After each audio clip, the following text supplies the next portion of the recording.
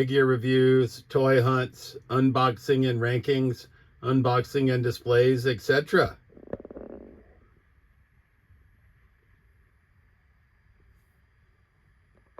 All right. YouTube Trolls Toys back at you with another episode of Random Figure Review. And this could be episode 17. And we're going to start out representing WWE Elite Collection, top picks, Randy Orton. Right? We got this figure for $6. It says St. Louis, Missouri, 6'5", weight 250, finisher RKO. Career highlights: WWE Champion, Intercontinental Champion, United States Champion. Whether you call him the Viper, the Apex Predator, or the Legend Killer, you can't complete his name without RKO. And we got him for $6 because his box was damaged. Well, we got him actually via trade, but the trade value that was assigned to him by our friend was $6. Representing Marvel Legends at $15 is going to be Tom Hiddleston in action figure form as Loki from Thor Ragnarok. Also comes with this Warrior Hulk build-a-figure piece that I think we're going to be in on. Loki's our first piece, but that's okay. Coming in representing MOTU, Masters Universe Revelation, Stinkor. We got him from That's Entertainment Worcester for $12. Representing Star Wars The Black Series, we got George Lucas in action figure form, also from That's Entertainment, $10. So that's figure number 4. From the Emporium of Retro and Interesting Collectibles, he was either $5 or $10, I don't remember. But this is Tyrese from AMC's The Walking Dead Series 5, the 5.5-inch McFarlane. Not the biggest fan of those, but yeah. And then representing NECA, Tony Todd, say his name as the Candyman. That price tag says clearance $15, but he rang up $10. So this is going to be a budget episode because our most expensive figure in this episode is going to be $15, right? Because we got Candyman at 10, Tyrese is 5 or 10, George Lucas is 10, Stinkor's 12, Loki, Tom Hiddleston is 15, and then the Viper, Randy Orton, is 6. And as always, we'll open them, we'll talk about them, and then we'll assign them a ranking from our least favorite to our favorite, understanding that we like them all because we purchased them. We're going to start out with the Viper, Randy Orton, WWE Elite Collection top picks. And I got this one because he's got more tattoos, right? I got rid of the Chase 117 Randy Orton. But we had this Randy Orton that we got from the Build-A-Figure Kid Dom wave, but this is before he was all tatted up, so just want to have 2 versions of Randy. I don't have an Ultimate Randy, probably not going to get one. I've decided to just focus on Ultimates that I like a lot, so we're going to be selling off a bunch of our Ultimates that we have of the newer talents. And I know Randy's been around for a while, but I think 2 Elites is going to be good enough for me. This is before Mattel went zip tie crazy, so I got to see when this figure's from, because our plastic prison tie crazy, there's none on him, so we can just pull him right out. All right, so Randy was made in 2022, so I guess the freaking twist ties came around after 2022 because he didn't have any, but he was definitely never opened.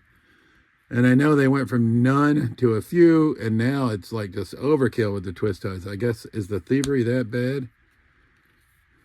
So I think we put this hand on him because we're going to have this Randy, and like I said, the younger Randy sort of posed next to each other. So, but we're going to be using this Randy Orton in the episode. So that's top picks 2022. The Viper, Apex Predator, whatever you want to call him, Randy Orton.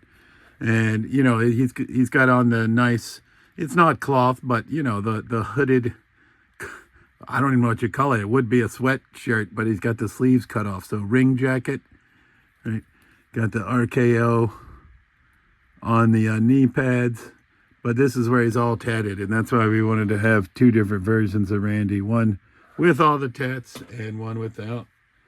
All right. We'll move on to figure number 2. We'll go George Lucas in action figure form from the Black Series. I have this figure in the package, but it'd be nice to have it represented loose, so here we are. All right, so here's George Lucas as a Stormtrooper. I mean, I appreciate that they give us the Stormtrooper helmet, but I'm never going to use it because it would defeat the purpose.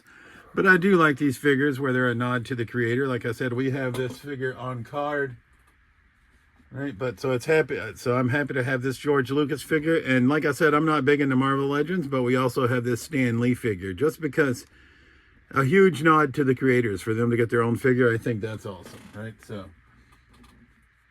and when we think Star Wars, we think George Lucas, and when we think Marvel, we think Stan Lee. So now they're memorialized in action figure form. Otherwise, this is just basically a plain Stormtrooper with George Lucas's head popped on it. So figure number 2 from the Black Series, George Lucas as a Stormtrooper. All right, we're going to move on to figure number 3. We're going to go Tom Hiddleston in action figure form as Loki from Thor Ragnarok.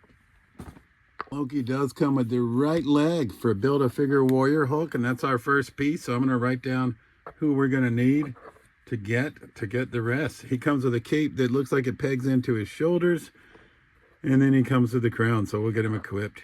Not the crown, whatever the hell, you know, his horns. All right, I don't normally bitch or complain too much, but this is an old figure, I guess, 2017. He does have some great ab crunch, but the way that they designed this cape to go on is just rugged ass. Unless I'm a fucking idiot, but I can't get it to stay pegged into his shoulders. And yes, so I don't know how the hell to get the cape to stay on him otherwise. Why not just make it where it has a front that goes around, so it fucking goes around his neck and be done. But this way, I don't like it, because every time I try to put his head on, the cape comes unplugged. See? Damn it. Shambles. I feel like I'd have been better served just getting a Loki figure where he's in the fucking coat and shit from the TV show. This figure is hot garbage. And they came a long way. I can't get that cape to stay on, but I don't fucking like it already. It's gonna piss me off because I can only get it to peg in on one side. I don't know if anybody else had that issue. I didn't look it up, but if I try to peg it in on both sides, the other side, this side, then this side comes off. So it's gonna piss me off. I mean, I know it is. Right, but luckily I just get them posed up. So Loki from Thor Ragnarok, right, 2017 Marvel Legend. Up next, we're gonna go Stinkor, Masters Universe Revelation.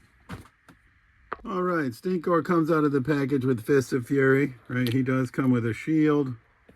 He comes with a gripping hand here and an opened hand here, and he comes with an alternate head sculpt. And I did watch some of Revelation.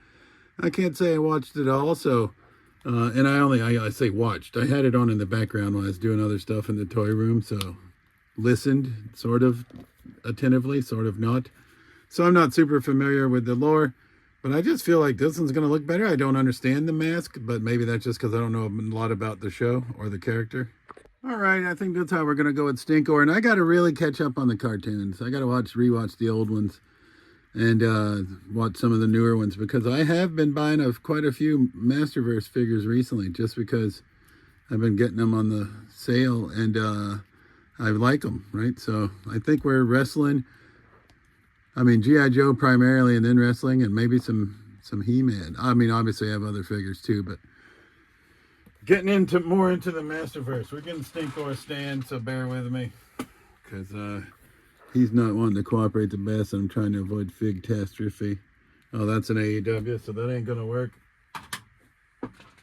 Those stands basically only work for Jazzwares figures and a fairly select other few figures, so pardon me, I'm gonna pause. All right, so figure number 4 in this episode was Stinkor, and all these are $15 price point or less. Randy Orton, $6. $10 for George Lucas, $15 for Loki, $12 for Stinkor. Up next, we're going to go with 5.5-inch McFarlane Toys Tyrese, Walking Dead Series 5. I can't remember. We paid $5 or $10 for him, but not a lot. So he's definitely under 15. All right. As you've heard me say in prior episodes, I only buy these 5.5-inch McFarlanes when I find them really cheap, because most of the time I feel like they're hot garbage. I mean, they look pretty good, but their articulation, like, look at this. His leg only, I guess his leg actually bends a smidge, but like Daryl just looks like he's handicapped or something. My Daryl figure, it's terrible. And the weapons that come with him are awful, but he does have a shotgun. Like, what the hell is that in this handgun? Is that supposed to be like the blast effect? If so, that is the most terrible shit I've ever seen. And then he's got a hammer. So we'll put the hammer in one hand, I think. We're not using that handgun because that's a piece of crap. Yeah, and the streak continues. I don't know why I keep buying these. Like, they didn't give him trigger fingers, so I don't know how the hell he's supposed to hold the shotgun. It looks rather awkward. I guess we'll just pretend like he's got it like that, like it's at the ready. And then we got the hammer. And then this thing is terrible. And they also don't give these little guys foot pegs, which makes them a pain in the ass to get them to stand sometimes. But figure number 5 is going to be 5.5 inch.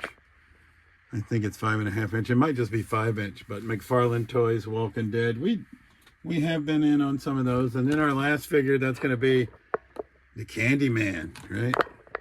It says, the Candyman arrives in New Orleans and sets his sights on a young woman whose family is ruined by the immortal killer, whose family was ruined by the immortal killer years before. And he was on clearance. Like I said, it says 15, but he rang up 10. I actually bought another one, and I sold the other one on Whatnot already. So, but we're going to open this one. This is by NECA from 2019. All right, Tony Todd in action figure form. I got to say, the cloth goods coat is amazing.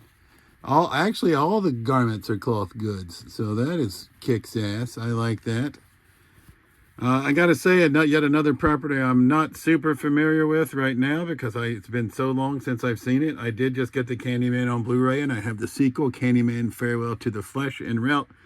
So we're going to sit down and watch them because obviously we have this one where he has the, that going on, and then when you have this opposable or chest plate that we could add on. But I just wanted Tony Todd, rest in peace, in action figure form. And this is, he was in a bunch of horror movies. I think this is one of his more memorable roles. So we got Tony Todd as the Candyman from NECA 2019. And that's the 6 figures that we reviewed in this episode. So Tony Todd, original price like $35, but we got him for 10 on clearance, the Candyman. Tyrese was 5 or 10, right? Series 5, Walking Dead. Stinkor, Masters of the Universe Revelation, $12. Loki, 2017, Thor Ragnarok, $15. George Lucas as a Stormtrooper, $10. And 2022 Top Picks, Randy Orton, $6. So we're going to rank them from our least favorite to our favorite, understanding that we like them all, or at least we did at the time of purchase. All right, so 6th place, we don't have to move Tyrese too far. Shouldn't be a surprise. I do like having the Walking Dead characters represented. I'm not buying them all, but like I said, when I find them on the cheap and ones that I like, I go for it. We're going to move Stinkor out of the way because we got to get our most expensive figure in this wave into 5th place. That fucking cape pisses me off. I like Tom Hiddleston. I like his representation of Loki. This figure is kind of trash,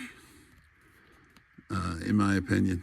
So that's going to be 5th place in this episode. 4th place, happy to have George Lucas in action figure form, but it's George Lucas' head on a Stormtrooper body. 3rd place, I think I'm going to go with this Stinkor character here. He's already did a Figtashtrophe twice, and he has a stand under his foot, so he sort of is upset me from a posability perspective.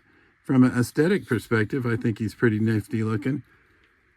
But I just am having trouble getting him to stand up. I don't know if it's... I think that's a common trend with some of these MOTU figures. Their backpacks are just a little bit too big.